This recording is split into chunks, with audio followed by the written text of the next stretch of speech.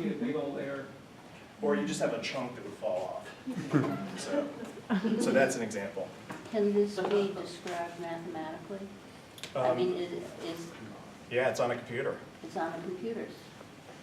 So if it can be described mathematically, then how can it not exist in reality? There's all kinds of, like, you can do four-dimensional models That's that are true. mathematically correct, but That's true. And in that place that it couldn't exist in reality, what is it, Matt? Do you know what it is in your equations?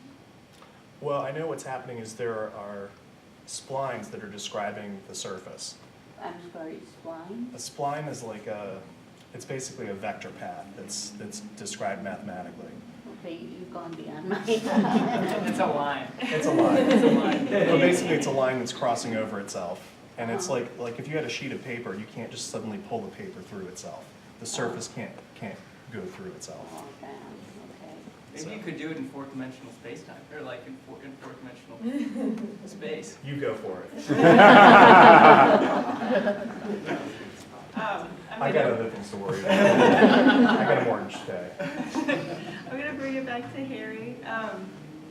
Did you get a chance to talk about the way that the work changed in the process that we put you through? So we started I think in April we announced, and then the work had to be completed by around October-ish, and then finalized for installation in December. So not quite a full year. And it's a little, artists work to deadlines, which is great, but it's a pretty concise deadline. So do you want to talk about that process? I think it definitely changed because this was my original proposal over here, the center blocks and poles and hands. And like through working with you guys, kind of this piece, which is basically separate, came out of the whole thing. And this is the second iteration of, because you made multiple Yeah. seesaws.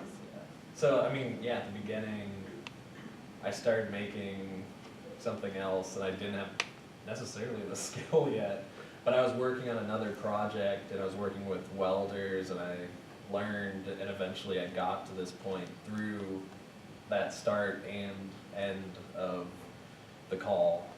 But yeah, so this is something that came out of this, but it's still revolving around that kind of frustration that I feel I feel myself and other students, but also the ladder kind of came out of it too, because a professor actually, like, I was just messing around and having fun, and a professor came in and he was like, "What's the deal with the ladder? Get that out of there." And I was like, no. I think it's like... Do you want to illustrate how, I don't know that everybody's seen it, but since Huck got up, I feel like maybe you could get up and show how it works. So the ladder kind of like, and it like adds like, I think a really nice sound for the seesaw. Yeah. But I'm yeah. glad you didn't get rid of the ladder. Yeah, I'm like super happy with the ladder, and I think it's like a fun element, and yeah, I'm glad I kept it. What does the professor say now? Laughing, they still hold the same opinion. Are you gonna sell them? Huh? Are you gonna sell them? Sell the seesaw? Yeah, I think Shark Tank would go. Maybe after the show. What is the idea of the two seats not facing each other? Or are they facing each other? Is that They how are facing each other. They are facing each other? That's how it's been a long time since I've been on a seat. And maybe at the end we can demonstrate how it works. The interesting thing about, so Greater Reston Art Center often has school groups come in to do tours and talk about the exhibition and then make work in response to what they see. And we've had a couple of school groups that are preschool and elementary school. And those students know exactly what this is, but the middle school students and slightly older elementary school students do not know what to do with their bodies on this piece of equipment. And it's very interesting because I now am wondering if this, something that feels ubiquitous to a lot of us as playground equipment is now becoming obsolete, and how you might respond to that, knowing that it doesn't hold the same weight as playfulness, as a piece of playful equipment that it used to. I don't know. I mean, I think they should still be playful. Like, I think it's more of a health and safety type thing at schools. Yeah. I don't know. Yeah, because they do that bounce and they fall off. I mean, you think about this playing outside as a child and how that's probably disappearing too, because they're on their phones all the time, and their way of communication and forming relationships is totally different now to those kids than it was for us, and how that is probably disappearing, as well as the ladder, the way of making things. We have robots making things for us now. We don't actually need to get up on a ladder anymore. We don't need to play. We don't need to interact in that same way anymore. And I know I'm putting a lot, I don't know if you're thinking about any of this stuff, but it's in the material. And it's in the intuition that you were, that you have specifically.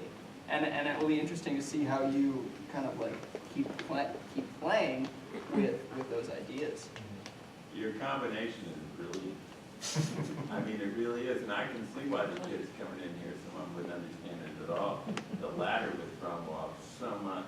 I mean, how could that possibly be with a ladder? They would never be able to figure it. It's a great combination. Thanks. So we were talking about what changed in the process and maybe some revelations or surprises that might have come out. As I suggested in a previous answer, I'm a little bit of a control freak in my process, and in my proposal, or at the time of the writing of the proposal, I already had a map from, a floor plan created, and I thought I will just carry out this floor plan, right? And then as things changed and I spoke with Erica and Don, maybe we decided, oh, I don't need that element, or I do need this element, then I'd make a new floor plan. And it turned into this whirlwind of floor plans in different, like 3D models, and also drawn, and I have so many, and I thought about bringing them, I probably should have. And I realized at one point, this is not my job, actually. There's a curator for this.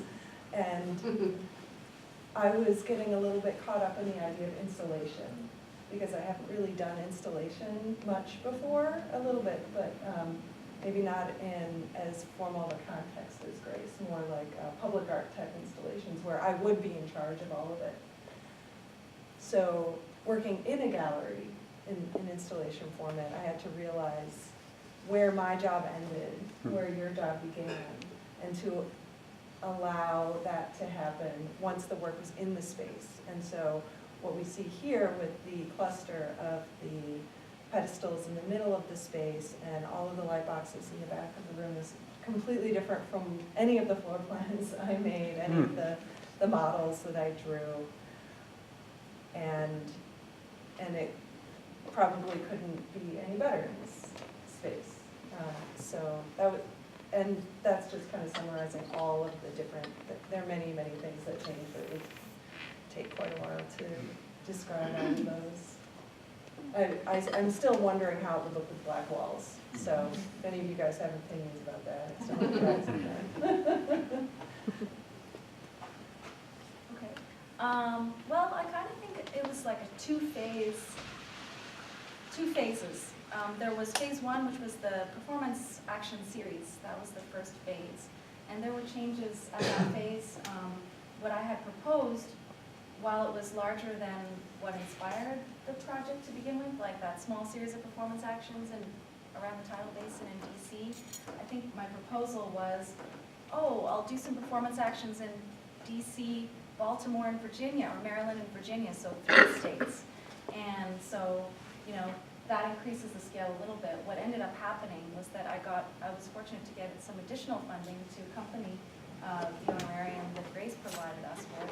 So I was able to, that first phase significantly grew. And I also wanted to produce a series of performance actions that was a much larger scale. So then it turned into 10 states and 2 provinces and 18 performance actions. And that was awesome, you know, and that was a big learning experience for me. Also because I was able to hire someone to travel with me to document, and I hadn't been able to do that before. So that brought with it other challenges and rewards.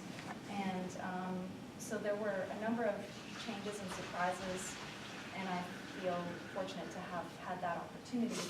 And then the second phase was the installation, which is always a challenge, you know, trying to install work which is really, you know, performance-based and site-specific, and trying to take that and translate it in a way that makes sense in a gallery.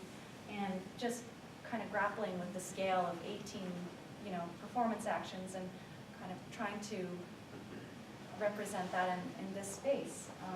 So I had to scale it down a little bit at that point, and understand that so I chose 9 of the performance actions to make the video. The video composes documentation from 9 of the 18. And the other thing was, creating the banners was new for me, and trying to use that to convey the scale of the project, and hopefully to make it more relatable to people, because we can relate with maps, and you know, maybe if you look at those banners, you might, some of those places, some of those maps might be familiar, and it might help to transport you to that place and make it more real in that regard. So that was a surprise too. I had no idea how I would install it in a gallery. And so it kind of feels like I did 2 projects, you know? Yeah.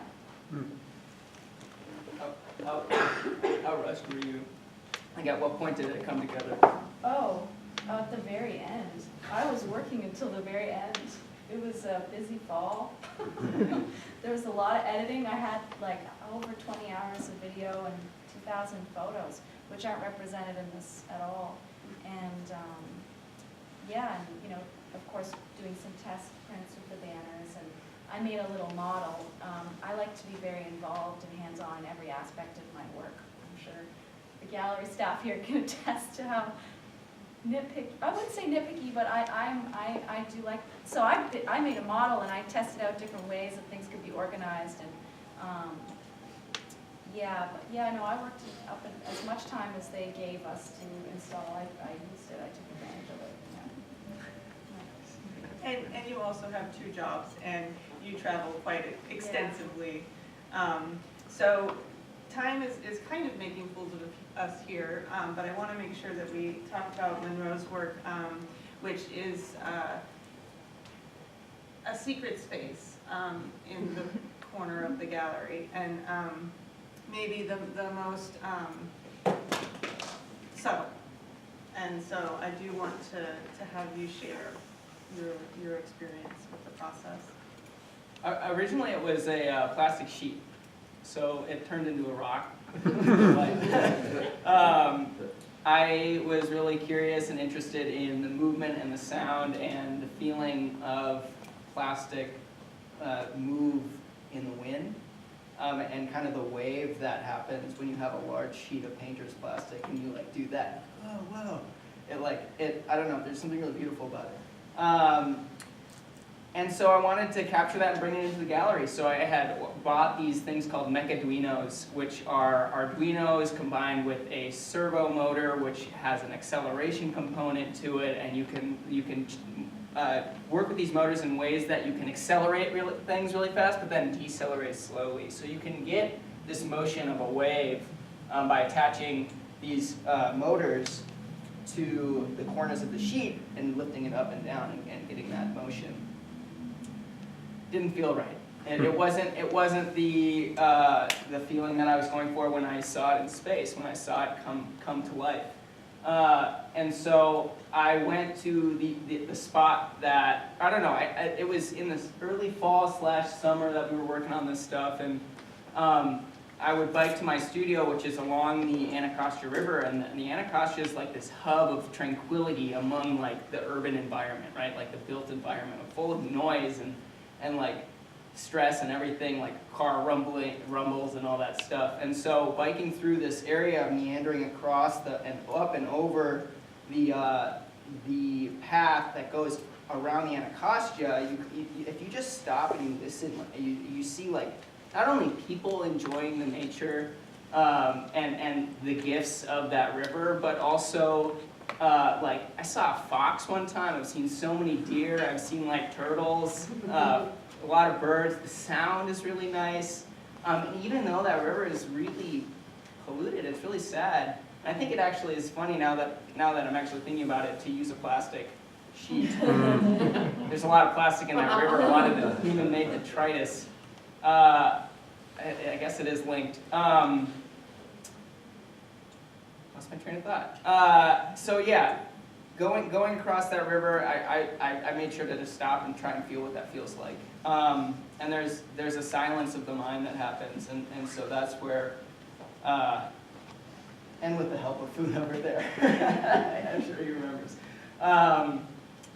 It became like an abstract wooden form that was totally abstract. It actually kind of looked like an avocado with like a line of light coming out of it, basically the same thing in there but out of wood, and it just like didn't work because it didn't have the material history to it.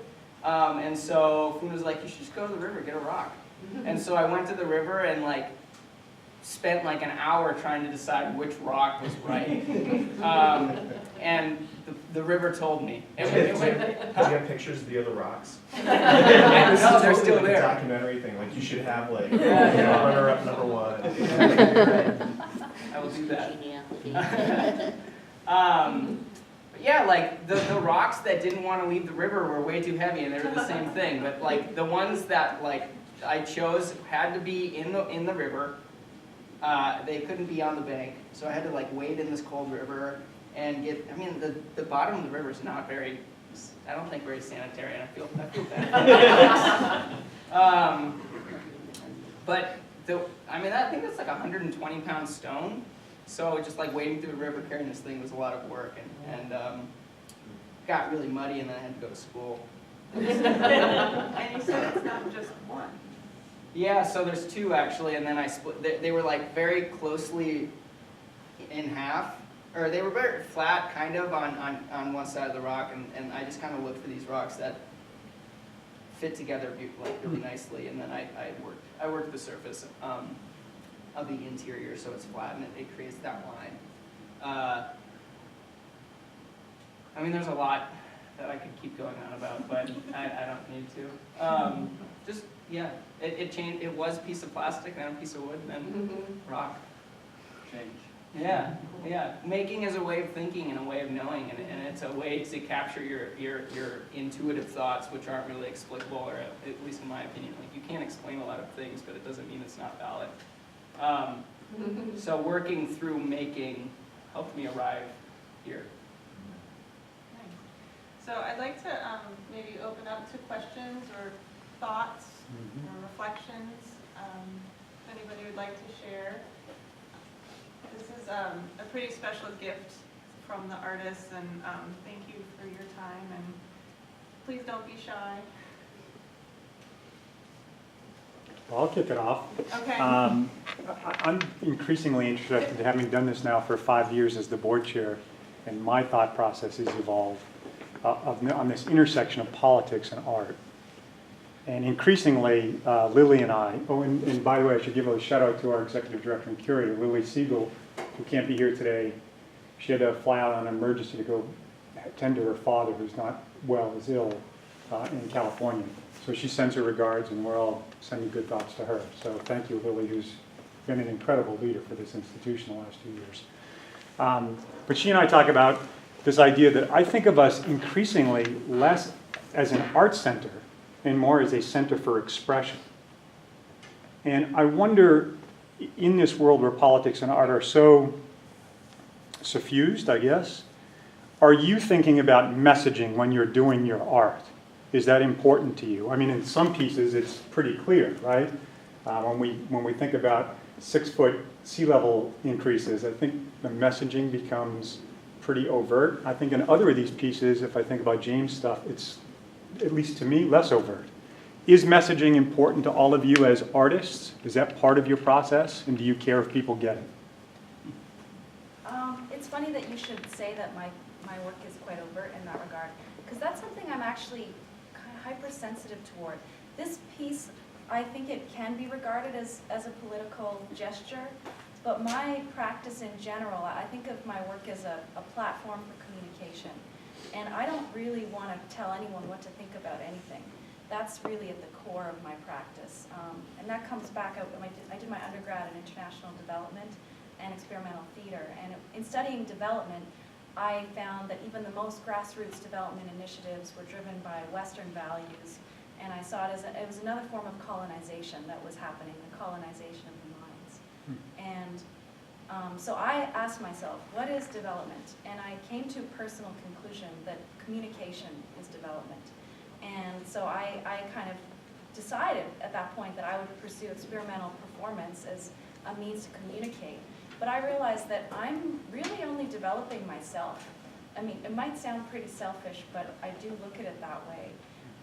My work is driven by questions that I have, and it's like research, which I think has come up here in a lot of the responses. And that came out of my own uncertainty and what I've been observing in the news. And it was a platform for me to engage people and see how what other people think about it.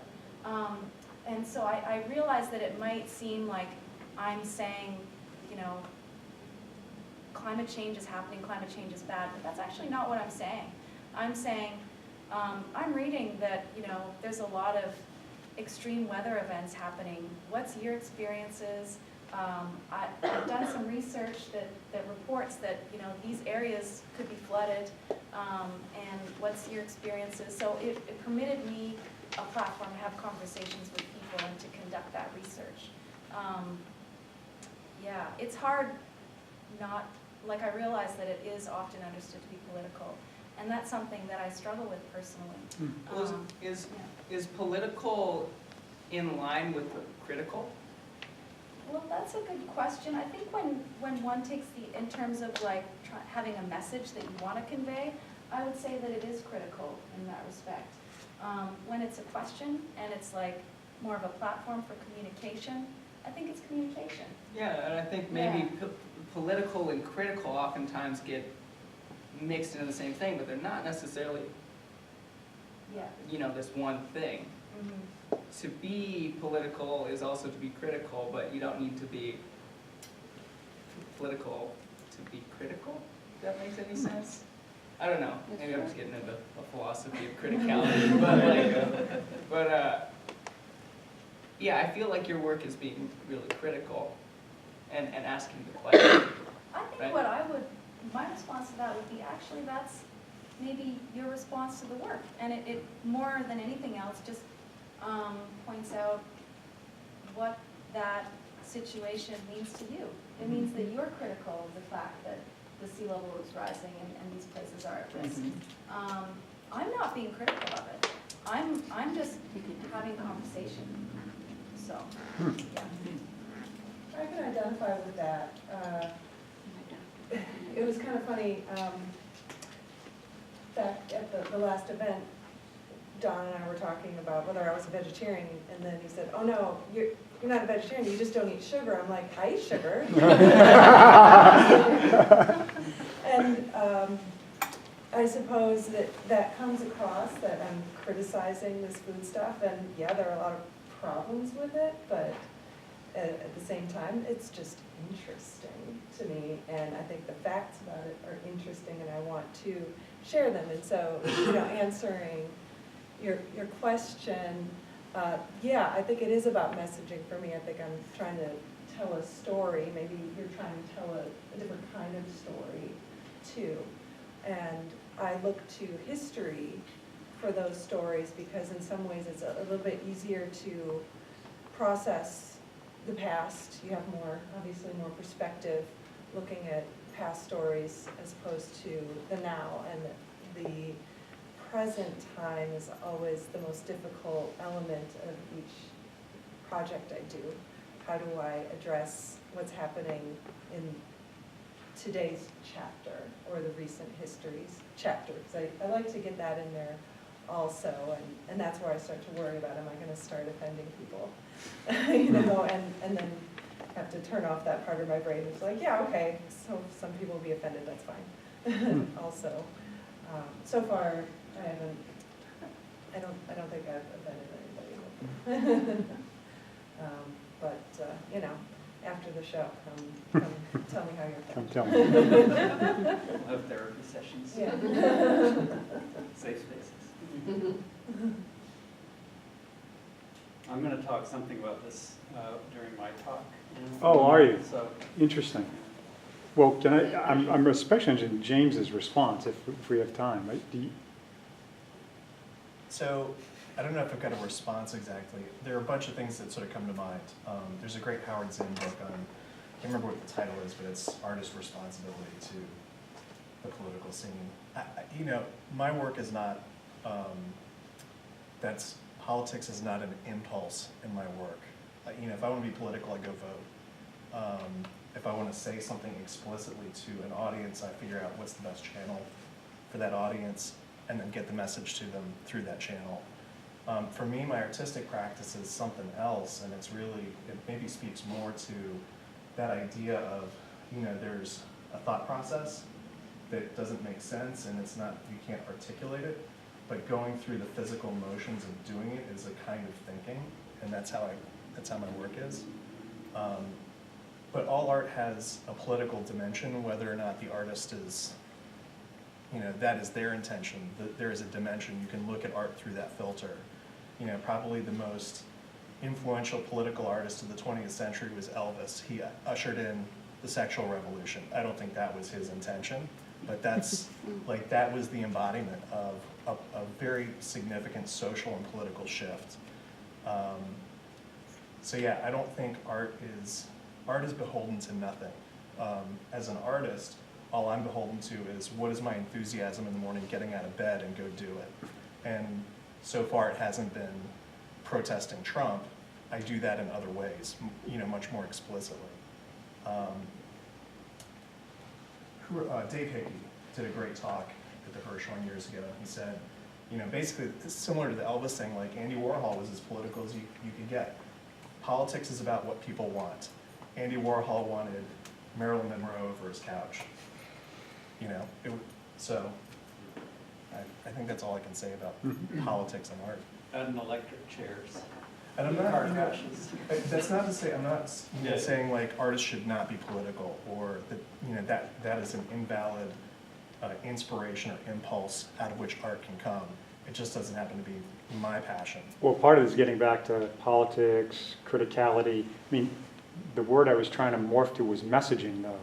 I mean, the political aspect of it maybe took it in a very direct direction, but is there, are you trying to create some kind of messaging with your work? No, I think, you know, probably across the board on this panel, it's more like we're trying to create context where an audience can come to the work, they can form their own ideas, invent their own meanings. You know, if they care enough to look me up on, you know, the interwebs and read about my work and what, you know, stuff I've said about it, that's great. If not, they can just look at the work on their own terms, and that's fine by me as well. I mean, the stuff that interests me the most is when people come up to me and talk about my work, and they're like, man, it was all about this, and you know, I was thinking this when I was looking at it. It's like, yeah, the work is valid because suddenly it has a life of its own beyond whatever my intentions and impulses were. If it was just about my intentions and impulses, that's like illustration or graphic design or something, which is also fine, and also there are things that could be transcendent in that mode of working. It's just not the way I work. And this work of James that's up here on the wall, I think he said in the beginning, he came from quite some time ago. And James Huckenbauer is the only person that I know here, and I knew him as a student, I knew him as an assistant, I knew him as a colleague, he's a friend.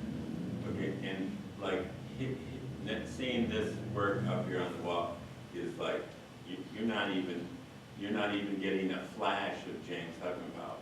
Because it is like so long ago, and so not what his art is moving.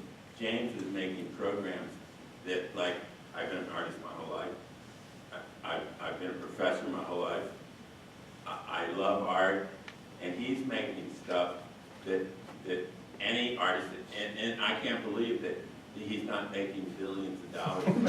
Because he's got programs that you can put on your computer, and you can take any multitude of images from a couple to 50 or 100, and his programs will all of a sudden combine these images randomly, okay, randomly. So not only do you get the sport of the game of watching this, and you can pick any of the ones you want, and they're yours, and you can print them, and you can do whatever you want, you can print them as big as you want.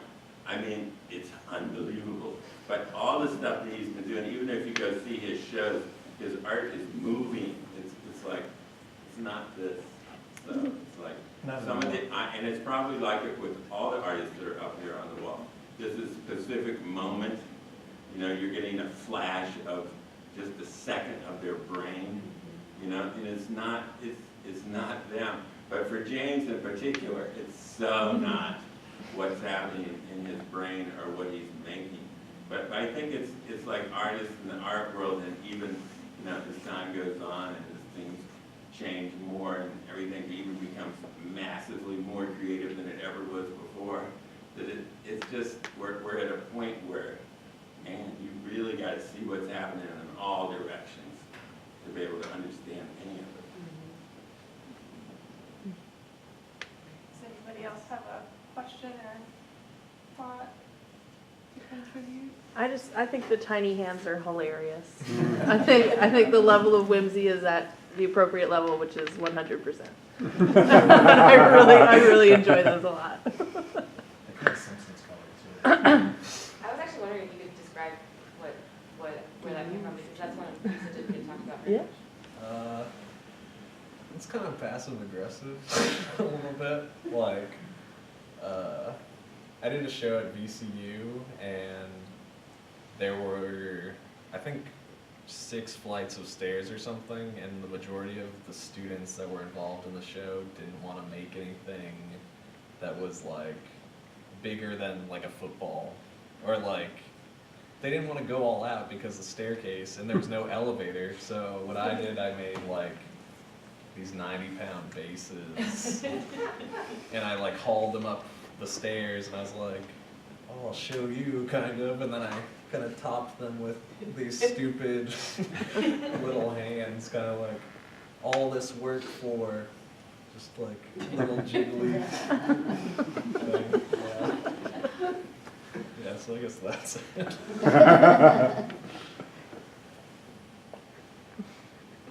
a high five, you know. I'm glad we could serve as your therapeutic outlet for passive aggressiveness. Anyone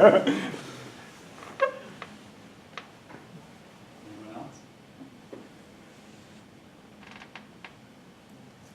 I guess for Monroe, do you mind explaining sort of maintaining that presence in your